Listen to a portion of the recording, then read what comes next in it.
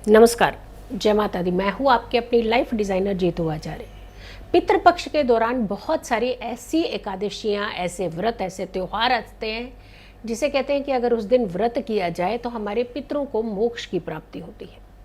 हमारे पितृ जो भटक रहे होते हैं, जिनकी आत्माओं को कहीं ना अगर चैन मिल रहा हो और साथ के साथ परेशान हो रहे हों, ऐसे पितरों के लिए कुछ खास व्रत भी रखे जाते हैं पितृपक्ष के दौरान। अब जब हम पितृपक्ष के दौरान व्रत की बात कर रहे हैं तो इंदिरा एकादशी व्रत सबसे उत्तम एकादशी व्रत माना जाता है।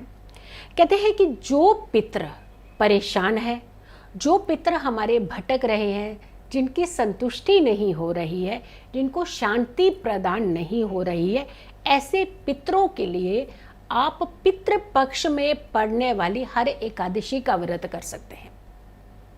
ये 15 दिन का वो समय होता है जो एकादशी बीच में पड़ती हो पितृपक्ष के दौरान, अगर उस व्रत को आप करते हैं तो आपके पितरों को मोक्ष मिलता है। आपके पितृ शांत होते हैं और भटकते नहीं हैं, उनकी आत्माएं नहीं भटकती हैं, उनकी कोई तृष्णा नहीं रहती है। ऐसे में शांत करना पितरों को बहुत ही उत्तम माना जाता है। पितृ हमारे देवता रूपी होते हैं, इसीलिए उनके पास ही अधिकार होता है हमें आशीर्वाद देने का। जैसे देवतागण हमें आशीर्वाद प्रदान करते हैं, वैसे ही पितृ हमारे पूर्वज भी हमें आशीर्वाद देते हैं।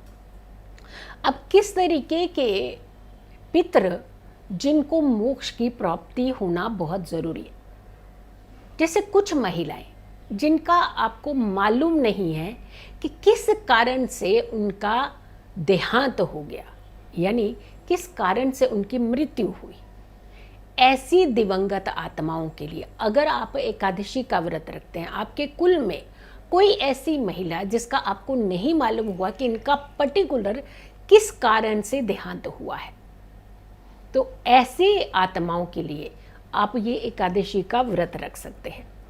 कुछ ऐसे सन्यासी, कुछ ऐसी दिव्य आत्माएं जो अपने घरों से कई कोसों दूर बसती हैं, लेकिन उनके परिवारजनों को मालूम नहीं होता कि कब उनका देहांत हुआ, कब वो मृत्यु। ऐसे पितृ जो दिवंगत आत्माएं बन चुके हैं, जिनके बारे में आपको ज़्यादा ज्ञात नहीं है कि किस तिथि को किस कारण से उनका देहांत हुआ था, उन पितरों के लिए भी आप ये एकादशी का व्रत रख सकते हैं। इनफैक्ट अगर आप अपने सारे पितरों के लिए, आपके घर में बुजुर्ग लोग जिनका देहांत हुआ है, उनके लिए भी अगर ये एकादशी समर्पित करते हैं, संकल्पित होकर के समर्पित करते हैं कि ये एकादशी का व्रत हमारे पितरों की शांति प्रदान करने के लिए है, तो ये व्रत उनको पूर्ण होता, उनको लगता है और कहते हैं कि वो वैकुंठ में भी शांत होते हैं। अब ये इंदिरा एकादशी का जो व्रत है, ये आपको किस दिन रखना है? ये बहुत उत्तम एकादशी मानी जाती है। आपको 10 अक्टूबर को ही ये व्रत रखना है, क्योंकि इसकी जो तिथि है वो 9 अक्टूबर में दोपहर को 12:37 पर शुरू हो रही है और ये तिथि का जो समापन है ये 10 अक्टूबर को दोपहर को 3:09 पर समाप्त होगा। इसीलिए जो एकादशी का श्राद्ध था वो 9 तारीख को भी किया जा रहा था, क्योंकि 12 मध्याह्न में खास करके श्राद्ध कर्म करने का प्रावधान है। तो ऐसे में 9 तारीख की 12:37 के बाद भी पितृपक्ष का जो ये श्राद्ध था एकादशी का वो कर सकते हैं। लेकिन अगर किसी कारण से आप उस दिन नहीं कर पाए हैं तो 3:09 से पहले 10 तारीख को भी आप पितृतर्पण, पितृश्राद्ध उनका कर सकते हैं, क्योंकि इस समय तक भी एकादशी तिथि ही है। अब इस समय कुछ खास चीज़ें भी करनी चाहिए। कहते हैं कि इस दिन दान ज़रूर करना चाहिए।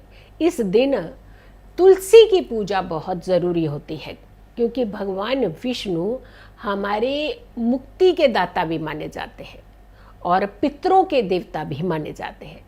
तो ऐसे में अगर आप भगवान विष्णु की आराधना करते हैं, शालिग्राम की आप पूजा करते हैं, तुलसी की पूजा करते हैं, तुलसी में नियमित 2 समय का दीपक प्रज्वलित करते हैं, तो तब भी आपके पितृ बहुत शांत होते हैं। पीपल के नीचे इस दिन जल जरूर अर्पित करना चाहिए और एक दीपक पितरों के नाम का इंदिरा एकादशी पर जरूर प्रज्वलित करना चाहिए। और पीपल के नीचे जब आप दीपक प्रज्वलित करें तो उसकी जो बाती है, जो लो है, वो दक्षिण की ओर करके करनी चाहिए। यानी ये दक्षिण मुखी दिया पितरों को समर्पित हो जाता है और हमारे पितृ शांत रहते हैं, भटकते नहीं हैं, पितरों को मोक्ष मिलता है और वो वैकुंठ में शांति से आपको आशीर्वाद देते हैं, ढेरों आशीर्वाद देते हैं। अब सबसे पहले कि इस दिन आपको खास करके जैसे जो नियमित तौर पर आप एकादशी के व्रत में नियम करते हैं, उन सारे नियमों का पालन करने के साथ साथ भगवान विष्णु की आराधना इस दिन खास करके करनी चाहिए। विष्णु सहस्त्र नाम का पाठ इस दिन ज़रूर अपने घर में करना चाहिए। और अगर आप स्वयं नहीं पढ़ते हैं तो आपको ऑडियो के माध्यम से भी इसकी ध्वनि आप अपने घर में कर सकते हैं। इसकी ध्वनि से आपकी सारी नेगेटिविटी दूर होती है, आपके पितृ जो हैं वो शांत होते हैं। तो ये एकादशी का व्रत आपको ज़रूर करना है।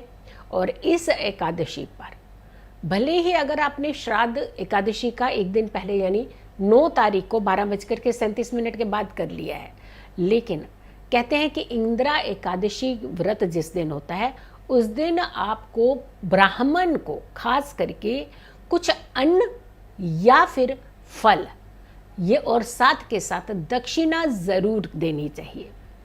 इससे भी उन आपके द्वारा जो किया हुआ ये अच्छा कर्म होता है, ये भी आपके पितरों को प्रदान होता है। तो इंदिरा एकादशी का व्रत ज़रूर कीजिएगा। अगर किसी कारण से आप व्रत नहीं कर पाते हैं या स्वस्थ नहीं है आप, कोई भी आपके साथ परेशानी है, समस्या है, तो आप एटलीस्ट अपने घर में विष्णु सहस्त्र नाम का पाठ कराइए, स्वयं आप तुलसी का दीपक जलाइए, भगवान विष्णु की आराधना कीजिए, शालिग्राम की पूजा कीजिए और खास करके पंडित जी को, ब्राह्मण को आपने दक्षिणा और फल ज़रूर इस दिन देने हैं अगर कि आप किसी कारण से व्रत नहीं कर पा रहे। और अगर व्रत करते हैं तो बहुत उत्तम रहेगा। सो इंदिरा एकादशी का व्रत आप ज़रूर कीजिए। वीडियो को ज़्यादा से ज़्यादा लोगों तक ज़रूर शेयर कीजिएगा। अगर चैनल सब्सक्राइब नहीं किया है तो ज़रूर कीजिए, वीडियो शेयर कीजिए और मेरी आने वाली हर वीडियो को ज़रूर देखें। खुश रहें, स्वस्थ रहें, पॉजिटिव रहें। पॉजिटिव रहते हैं तो हर समस्या से हम दूर रहते हैं। जल्दी हाजिर होंगे एक अच्छी वीडियो के साथ। तब तक के लिए नमस्कार, जय माता दी।